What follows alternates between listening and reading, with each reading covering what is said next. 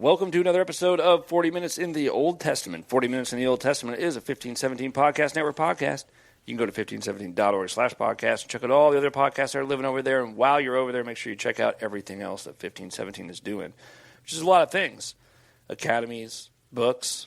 I mean, how many books have you bought from 1517? Chad and I were just talking about how we publish a lot of books. And, you know, those books are for you. So you need to go over there. Just start going through the bookstore. Chad's got a lot of books. I've got like 2 books. And so you can go get those books. We'd love for you to get those books. All the proceeds from those books go directly to Chad and myself. So there you go. There you go. They go directly to Chad's electric bill and my electric bill. And so it's a great way to help us out. So we would like it very much if you would go do that. Chad, we are in Isaiah chapter 32, and we got through the first little bit here. We talked about a king that's going to reign in righteousness. I wonder who that could be.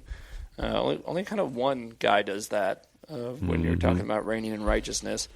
And there were going to be a lot of reversals going on. So eyes of those who were closed are going to see, but also, foolish people will no longer be called noble. Scoundrels will no longer be honorable. And so all these things are going to be flipped on its head, which is kind of the prophetic way that the prophets use. The prophets talk about the coming of Christ this way. There's always a lot of like, this is going to get switched, and this is going to get switched, and this is going to get switched. And we kind of ended with him about to talk about some complacent women. They're going to get a warning that disaster is coming. Yeah, and the theme of reversal is going to continue here too. Got some.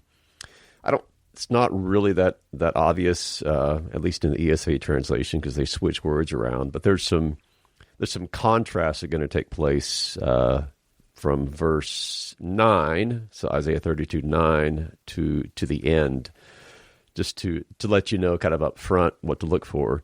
So they are the women who are kind of held up as this model of those who are trusting in the wrong thing rather than trusting in the Lord. They're trusting in political decisions and their fortifications and maybe tagging up with Egypt, whatever it might be. They're not trusting in the Lord, so they're held up as the model of that.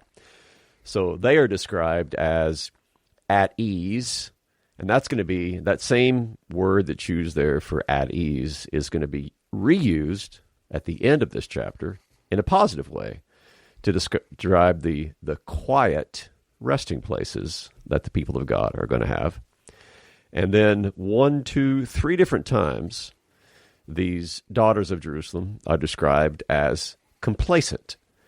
Now, the Hebrew root of that is batak, and that same root is going to be used down in verse 17 to describe a trust. The result of righteousness will be quiet and trust, and there's going to be secure dwellings. All of those is from the same Hebrew root. So what Isaiah is doing is by reusing words, first in a negative way, and then secondly in a positive way, is he's setting up this contrast between the complacent, at ease women who are trusting the wrong thing. He's going to contrast that then with God's work, in which you actually will have a reason to trust, and you will have quiet and peace and a place where you can know that everything is going to be okay.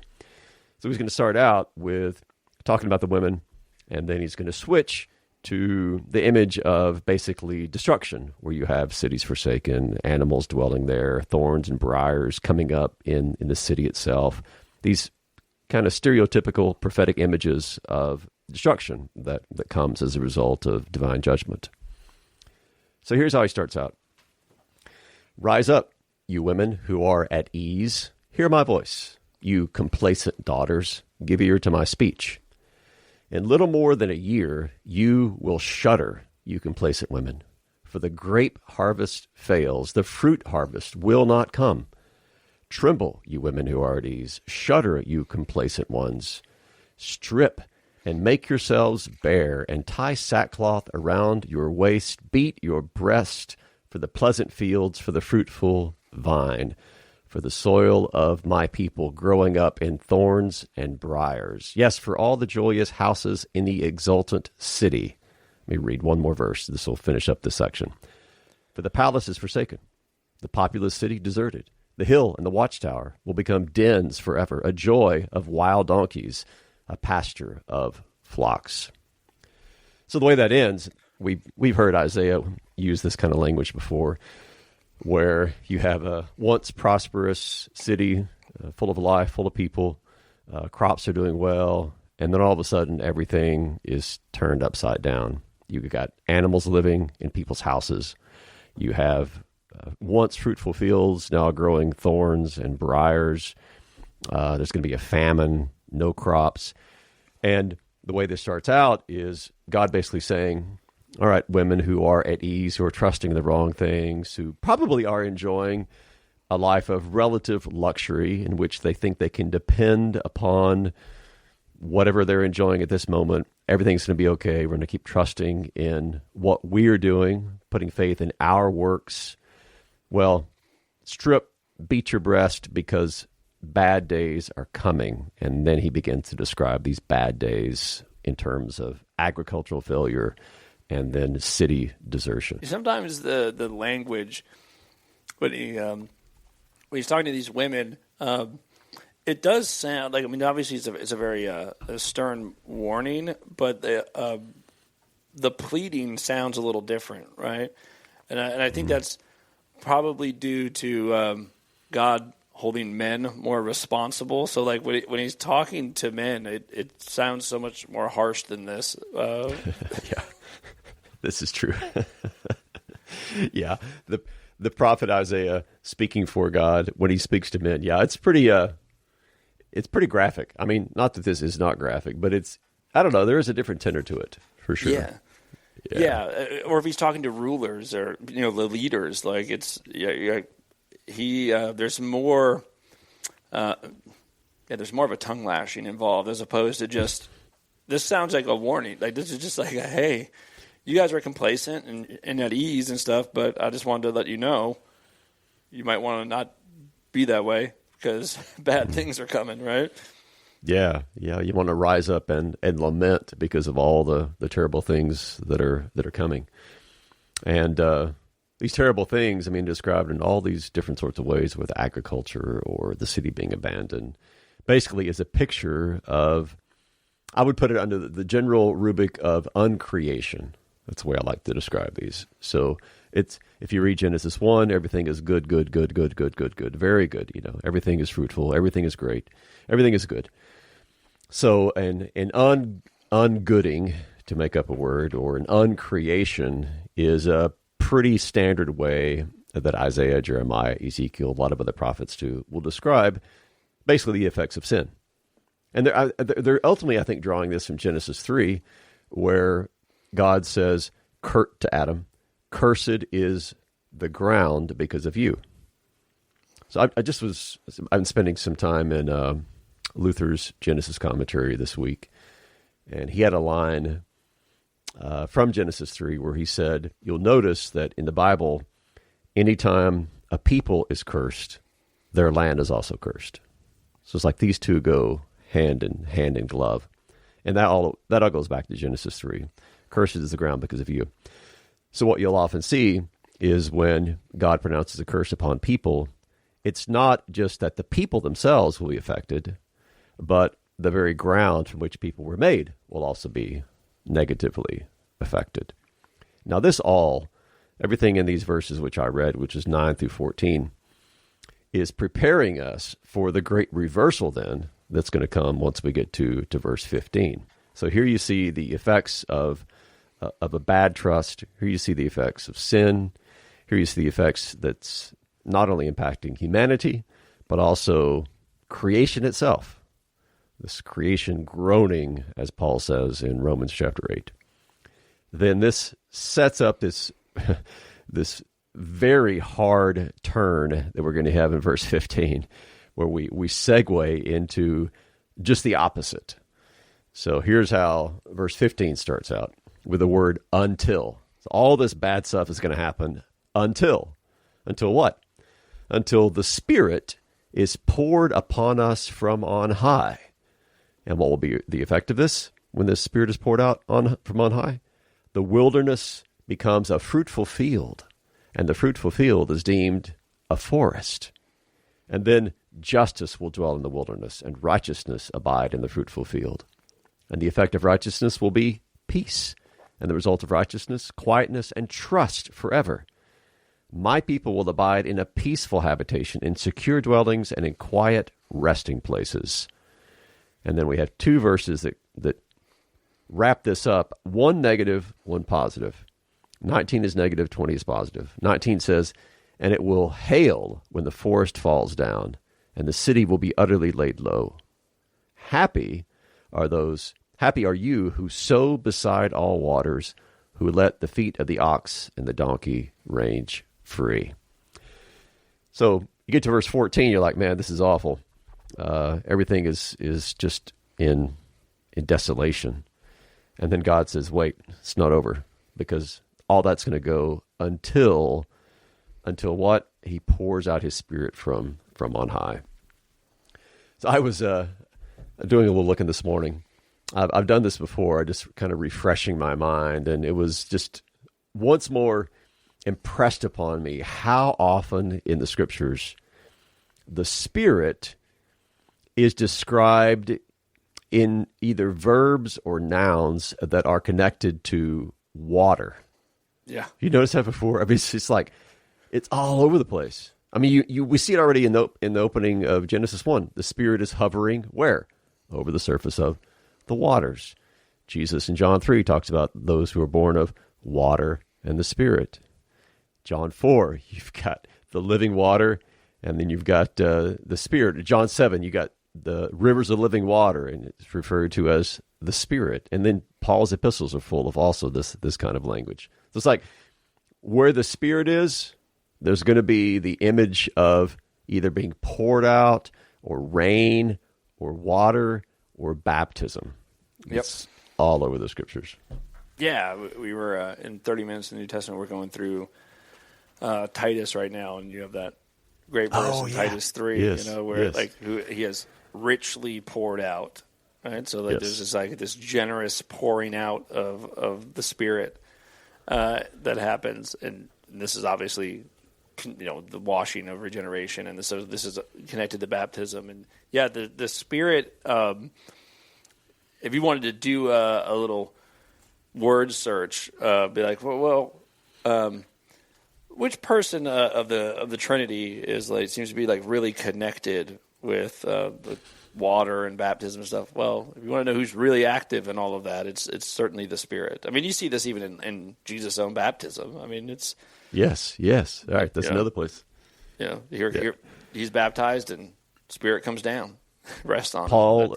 him. Paul in 1 Corinthians 12 talks about that we're all made to drink of the one Spirit. And when you first think about it, you're like, shouldn't be like, I don't know, breathe in the Spirit or something. Yeah. But no, it's drink of the one Spirit.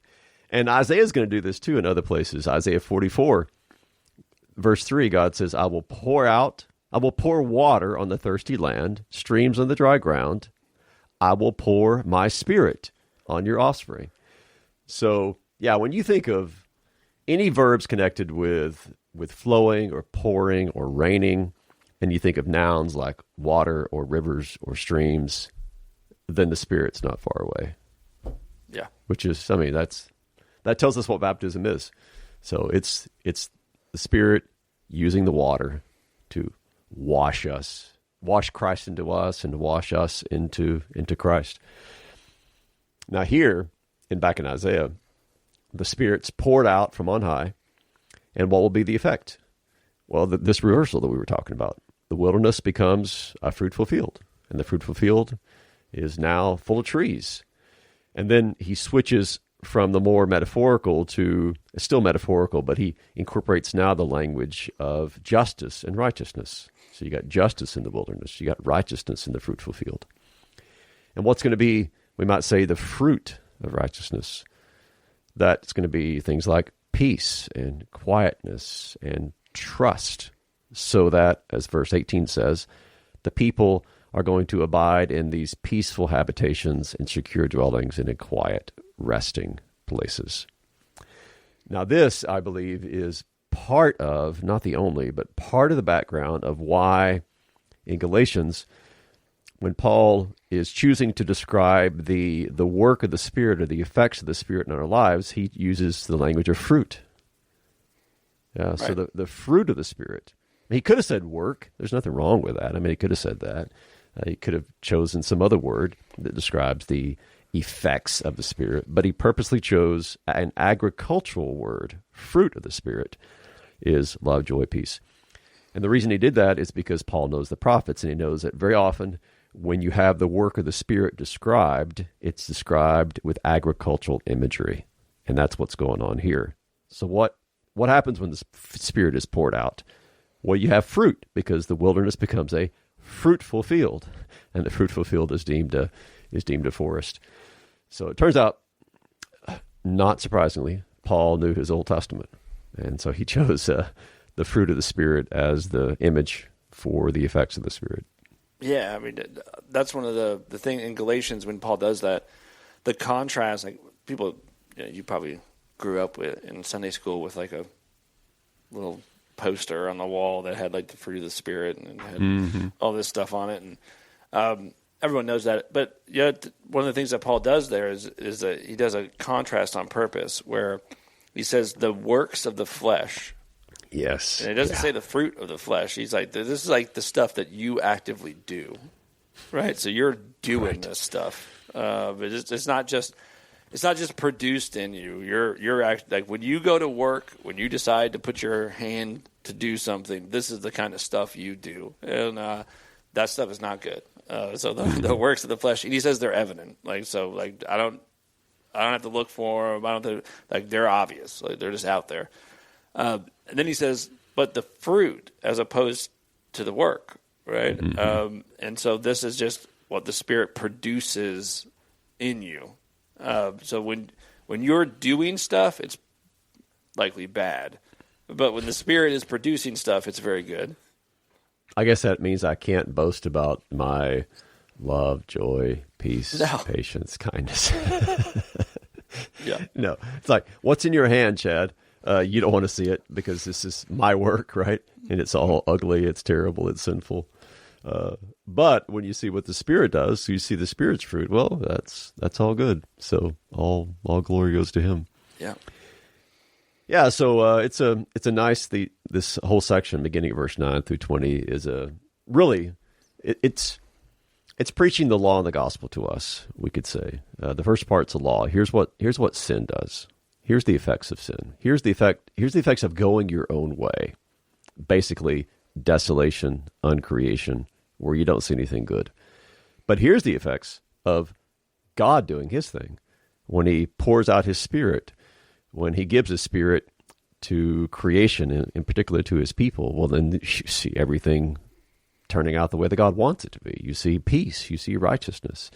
You see His people dwelling in these secure places, not desolation, but secure places. And then he wraps it up with verse 20, with the image of like sowing beside waters and let your ox and your donkey range free. Well, this is just typical Isaiah kind of language for a bountiful creation where everything's at peace. You don't have to build fences or make sure that you are protecting your animals from predators. Yeah, no, there's nothing to worry about, in other words. The ox and the donkey can range free, and your crops will grow abundantly. All right, that's chapter 32. Chapter 33. So we're back to, destruction and betrayal and things of that nature. I hope you enjoyed the gospel, because we got some more law coming up. I like the heading. Yeah, the heading's good. Heading is good, yeah. Taken from verse 2, O Lord, be gracious to us. Yeah, I don't know that is representative of the entire chapter, but it is a good heading for sure. So this is one more case where the ESV chose to translate the Hebrew as ah instead of woe. That word in Hebrew can mean, which is hoy. can be translated awe, can also be translated as woe, and I think this definitely should have been a woe. This is the sixth of the woe passages that we first started seeing back in chapter 28. So, woe, you destroyer, you who yourself have not been destroyed, you traitor, whom none has betrayed. So who's this talking about? Well, it's kind of vague. This is one of these chapters where we don't have any particular names that are inserted here to tell us who we're talking about, but given the overall flow of Isaiah, most likely this is in reference once again to the Assyrians. I mean, they were the dominant threat in Isaiah's day. So we're talking around the year 700 when all this was going down, when you had the Assyrians coming through and bulldozing country after country and city after city, and finally getting to the point where they were all around Jerusalem itself, having destroyed multiple Judean cities. And then Hezekiah basically tries to buy them off, and then they turn right around and besiege the city. It's like he paid them all this money, and then they still want to take down the city.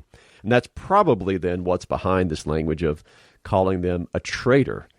So if you pay, the way this is supposed to work in the ancient world, so you had, if a superior power came into your country, you basically have 2 or 3 options. You can fight them, but if they're a superior power, you're probably going to lose. Or you could submit to them, basically become a vassal state. Or you could, I guess it's 4 options, you could just let them besiege you and hope that maybe you could hold out longer than they could. Or you basically, you pay them off. You know, here's a bunch of gold, here's a bunch of silver, or here's a bunch of slaves, or whatever it might be. You pay them off and they leave. That's the way this usually worked. Well, Hezekiah paid them off, but they didn't leave. They came back for more.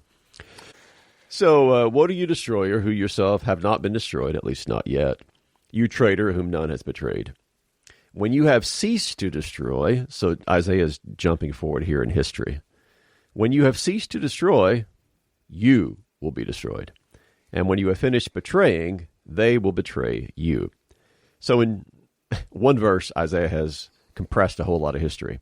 Right now, Assyria is the destroyer, they're the traitors, but there is coming a day when this woe will fit their circumstances, because they who destroy will be destroyed, and they who betray will be betrayed. And then we get to verse 2, where we have this good prayer. O Lord, be gracious to us. We wait for you. Be our arm every morning, our salvation in the time of trouble. I'm kind of surprised the ESV translated that as literally as it did, rather than making it a more abstract. They said, be our arm every morning. It's not an English expression, right? We don't ask somebody to be our arm. We ask them to, be our protection or save us or be our strength or whatever it might be. But this is that's the body part connected with strength and rescue is the arm. So it's a great way to pray. Be our arm every morning, our salvation in time of trouble. Now, verse 3. At the tumultuous noise, peoples flee. When you, and here he's talking about God, when you lift yourself up, nations are scattered, and your spoil is gathered as the caterpillar gathers, as locusts leap, it is leapt upon. So Isaiah's he's looking forward to when things are going to change.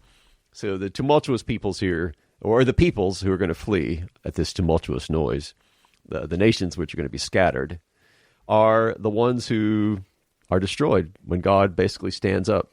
It's kind of a cool image. So God, when you lift yourself up, in other words, God stands up, that's all he has to do, and the nations are scattered, the peoples flee. That's what's God stands up, and it's all over. Doesn't have to do anything else. No wielding of sword, no going to battle. God just stands up, everyone else falls down. And the result will be that their spoil is going to be gathered as the caterpillar gathers. I'm not sure what that simile is implying. I guess it just means that they're going to get it all, right? I don't know how caterpillars gathering is connected to spoil, but it's good. Don't know enough about caterpillars. I don't either. I guess the idea is the caterpillar is going to gather all at once, And then he's going to switch to the locust. Locusts are going to leap, and so people are going to leap up on the spoil. If we don't get all the particulars, we know at least the overall message that all the loot, all the spoil from the destroyed Assyrians is going to be gathered up by those who once were fearful of them. Man, I mean, you got like the image of God, like just getting up off his throne, and everyone freaks out. Like that's all it does. Yeah, right. This popped into my head was Gospel of John when Jesus, it's Garden of Gethsemane, it's dark, and Judas shows up with all the soldiers, and Jesus speaks, and everybody falls backwards. That's all it takes. So, continuing now with verse 5. The Lord is exalted, for he dwells on high. He will fill Zion with justice and righteousness, and he will be the stability. That's the idea of security and faithfulness. The word is emunah in Hebrew, and the root of that is where we get amen. Also the word where we get faith. It's the idea of stability, security, that which can be counted upon. So he is going to be the stability of your times. So we heard about the time of trouble in verse 2. Now we have the same word occurring here. He will be the stability of your times, abundance of salvation, wisdom, and knowledge. And then verse 6 ends by saying, the fear of the Lord, literally in the Hebrew, is his treasure. The ESV has inserted Zion's treasure here. I would not do that. I would stick with the fear of the Lord is his treasure, meaning that God gives the fear of himself as part of his gift, his treasured gift to his people. So when we fear the Lord, it's not something that we've worked up within ourselves. Instead, God puts that within us. It's his possession, his treasure, and he gives that to us so that we then fear him as a consequence of his action toward us. Yeah, I mean, if you're going to have this abundance of salvation and wisdom and knowledge, I mean, how many passages are there that talk about the fear of the Lord bringing about such things, right? Mm-hmm. Like these are not disconnected. Yeah, this is going to be the fruit, kind of the fruit of the Spirit that we talked about earlier. Yeah, this is going to be the fruit of that is the fear of the Lord, and with that, all the other good things. Now, this whole chapter feels like it kind of jumps back and forth. You go from law to gospel, gospel to law. So we're jumping here again in verse 7 to what's happening in this Zion that we just heard about is filled with justice and righteousness and salvation and wisdom. Now we're kind of jumping back in time to when it was not happening.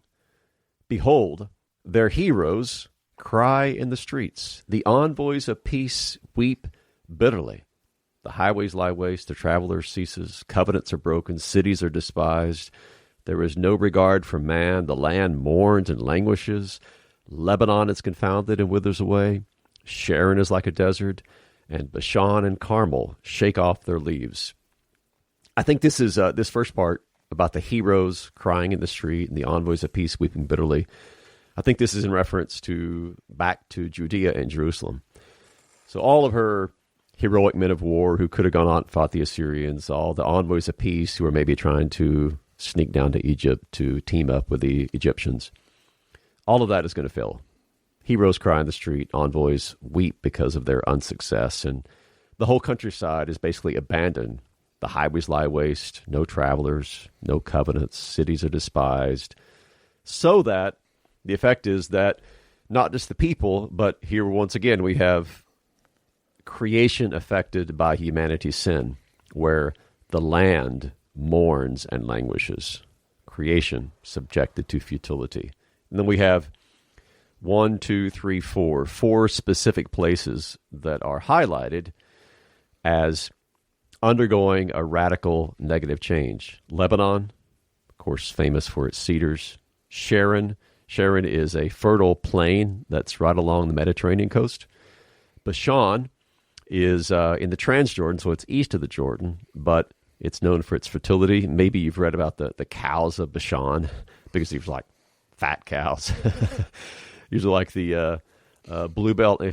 I don't know if they probably don't have these commercials anymore, but Bluebell used to make these commercials about how happy the cows were because it was such a place of of fruitfulness and a lot of green cows grass. making better ice cream. Yes, yeah. So that was kind of when you think of Bluebell and the cows, think of Bashan and the cows of Bashan. And then Carmel, we've all heard of Mount Carmel. So that's actually a whole mountain range. And the word itself can mean a garden or a vineyard.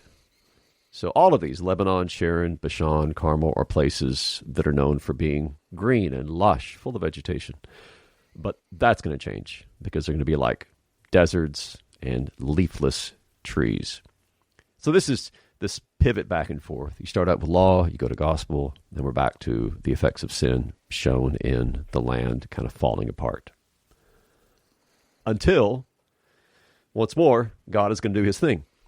So in the previous chapter, we saw creation losing its life until the Spirit was poured out from on high. And now we're going to see God stepping forward to say in verse 10, Now I will arise, says the Lord. Now I will lift myself up. Now I will be exalted. So God is going to do his thing. He's going to step forth and he's going to accomplish what needs to be accomplished. The first thing that's going to happen, though, is you're going to have some more destruction. Because verse 11 and 12 says, You conceive chaff, talking about the rebellious people who have not trusted in the Lord. You conceive chaff, you give birth to stubble. Your breath is a fire that will consume you. Kind of the image of hopelessness, and also that the people are their own worst enemies is one way to put this. And the peoples, so if you conceive chaff is in reference to people of Judea, then there's a kind of a broader picture here too, where you have the peoples all around you. They will be as if burned to lime, like thorns cut down that are burned in the fire. So fire, burning, all of this is kind of part of this general image of destruction, whether it's just the people of Judea or whether it's the people, all those who are intent on rebelling against God, this will be their end. But he goes on, verse 13. He says, Hear, you who are far off, what I have done, and hear, you who are near, acknowledge my might.